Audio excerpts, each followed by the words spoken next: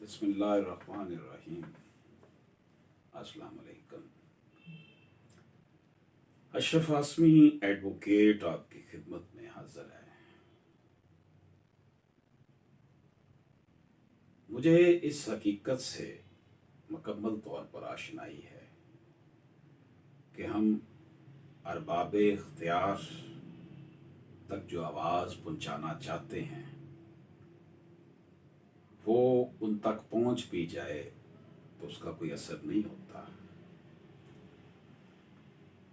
مجھے اس چیز کا بھی ادراک ہے کہ ہماری حکمران اشرافیہ بشمول اسٹیبلشمنٹ، یہ نوکرشاہی اور ہمارا نظام عدل، ہمارے یہ نام نہاد سیاستدان اور ان سب کو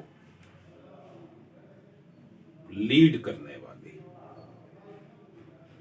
جو لوگ ہیں، مٹھی بھر لوگ، ان کو عوام کے مسائل کو حل کرنے کے حوالے سے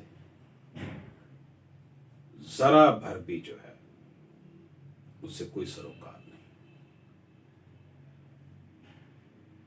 حبیب جالب کے اشعار لہک لہک کر پڑھنے والے ہمارے یہ حکمران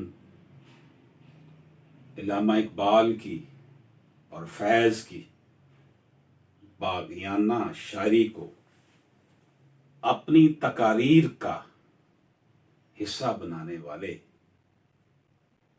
یہ بے ضمیر ناقبت اندیش اشرافیہ کے اراکین میرے وطن کے لوگوں کا معاشی، سماجی ہر شعبہ زندگی میں استحصال کر رہے ہیں۔ 70 سال سے زائد کا عرصہ ہو گیا۔ پاکستان بنتے وقت جو نوجوان تھے وہ قبروں میں چلے گئے۔ پاکستان بنتے وقت جو بچے پیدا ہوئے تھے وہ 70-80 سال کی عمر تک پہنچ گئے۔ روشنی، امید کی کرن، اچھائی کا احساس کہیں نظر نہیں آ رہا۔ جہاں بھی 4 لوگ بیٹھتے ہیں وہ کھل کر برائی کے خلاف بولتے ہیں، رشوت سفارش کے خلاف بولتے ہیں، اور وہ جتنے بھی لوگ بیٹھے ہوتے ہیں وہ یہی حالات کو کوستے ہوئے دکھائی دیتے ہیں، لیکن خیر کی توقع کہیں سے نظر نہیں آ رہی۔ لیکن اس کا مطلب یہ نہیں کہ ہمیں مایوس ہو جانا ہے۔ ہم نے امید کا دامن نہیں چھوڑنا،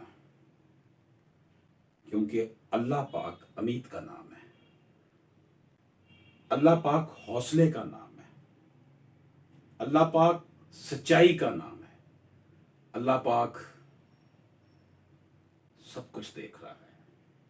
وہی میرا رب جس نے غزوہ بدر میں نبی پاک صلی اللہ علیہ وآلہ وسلم کی پکار پر فرشتے بھیج دیے تھے کہ جا کر مٹھی بھر مسلمانوں کی، مومنین کی مدد کی جائے۔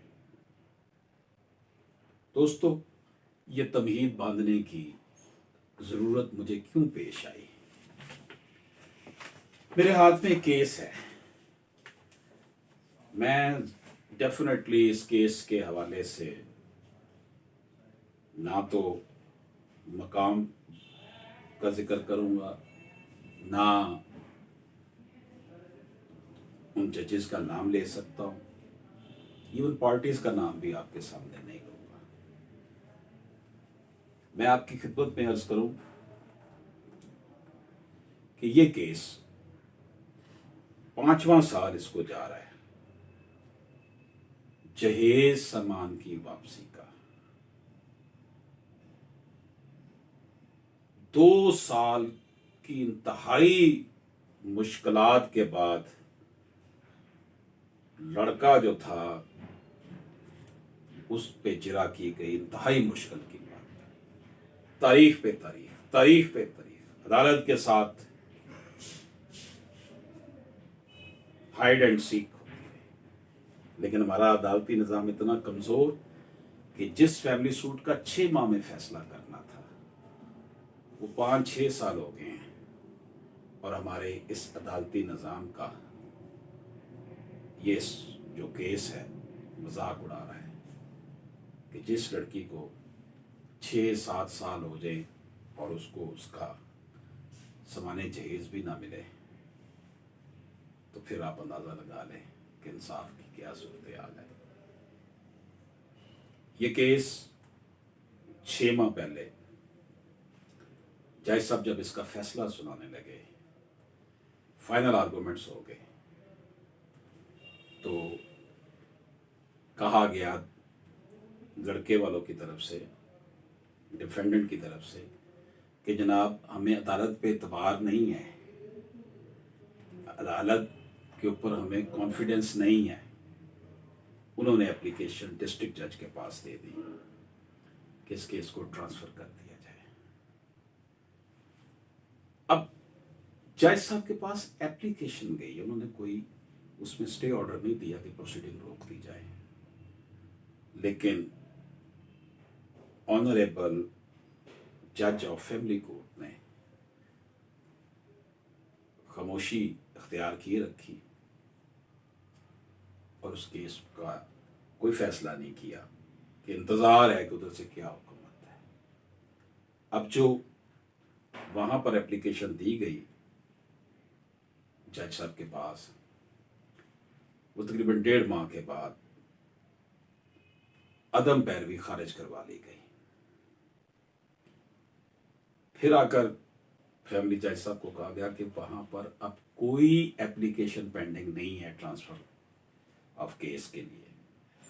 उन्होंने कहा जी हमें ऑफिशियली जब तक नहीं आता कोई हुक्म हम कुछ नहीं कर सकते। केस अदम पैरवी खारिज हो चुका था, एप्लीकेशन जो थी ट्रांसफ़र की, लेकिन हमारी अदालत जो है वो खामोशी के साथ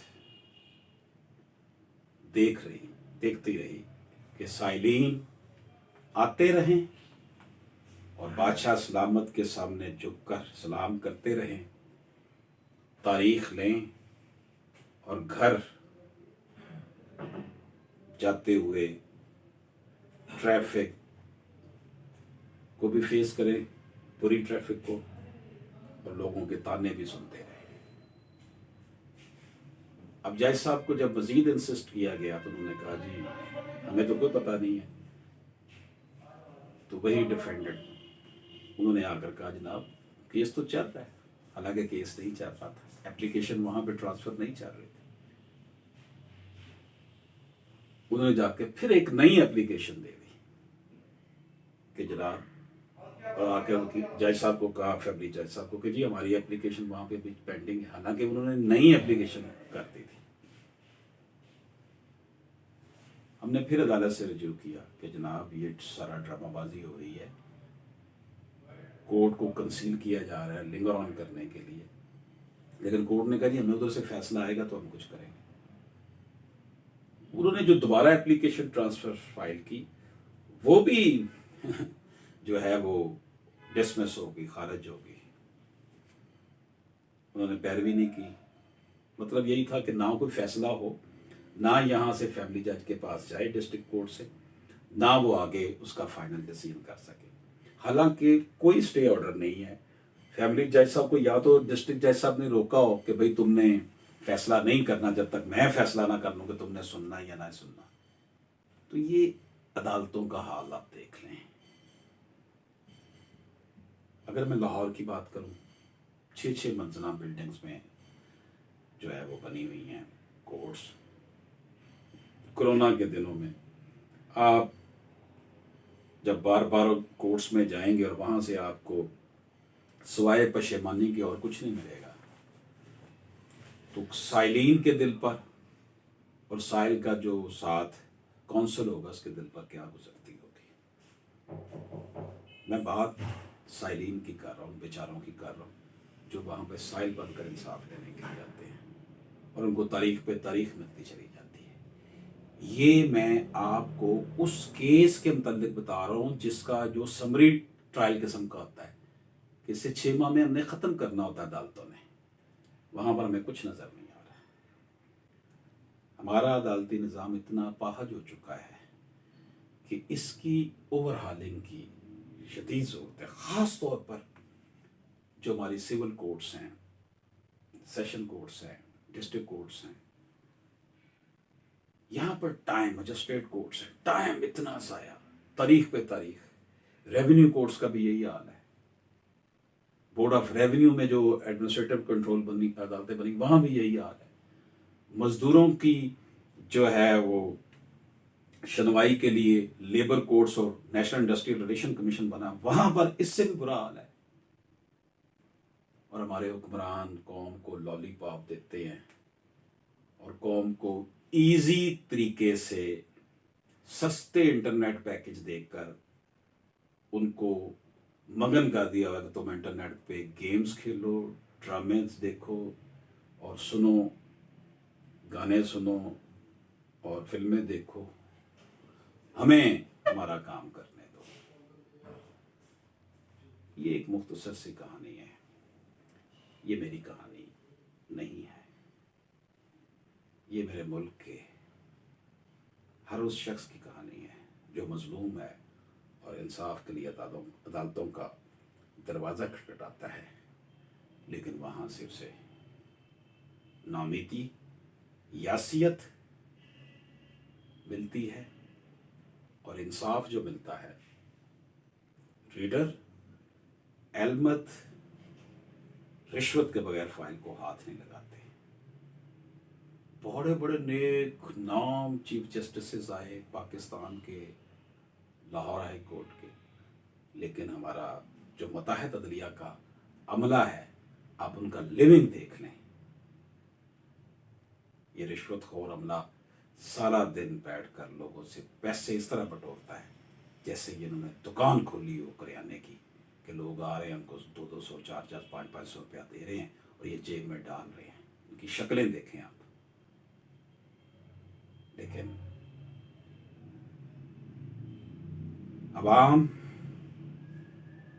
کو نوچنے کا یہ جو عمل ہو رہا ہے، اس میں حکمران برابر کے شریک ہیں.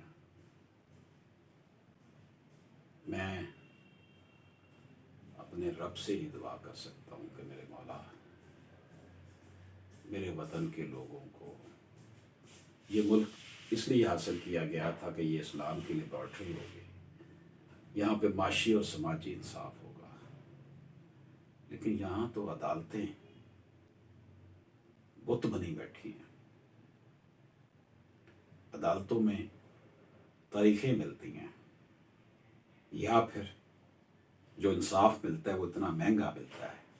مہنگا انصاف کیا ہے؟ یہی ہے نا کہ بہت زیادہ فی والے آپ نے وکیل کو کرنا ہے تاکہ اس کا روب دبدبا ہو، وہ الیکشن میں حصہ لیتا ہو، لوگ اس سے ڈرتے ہوں، عدالتیں اس سے ڈرتی ہوں، نظام اس سے ڈرتا ہو، تو اس کو شاید کچھ نہ کچھ اس کا بینیفٹ مل جائے. عام آدمی بیچارے کا کیا حالات ہے؟ میری ان باتوں پر غور کیجیے گا. آئیے ہاتھ اٹھا کر اللہ سے دعا کرتے ہیں کہ یا اللہ پاک ہمارا عدالتی نظام ٹھیک ہو جائے. عدالتی نظام جب ٹھیک ہو جائے گا تو اس کے اثرات بہت بہتر ہوں گے. اے ہمارے مالک، یہ ملک ہم نے تمہارے نام پر، تمہارے پیارے نبی صلی اللہ علیہ وآلہ وسلم کے نام پر حاصل کیا تھا. یہاں پر لوگوں کو انصاف نہیں مل رہا، روزگار نہیں مل رہا، لوگوں کو سماجی معاشی طور پر بہت بری طرح کے حالات کا سامنا ہے. یا اللہ پاک ہمارے گناہ بخش دے اور یہ جو حکمران اشرافیہ ہے ان کو نشان عبرت بنا دے. اللہ پاک ہم سب کا حامی ناصر ہو. اللہ حافظ.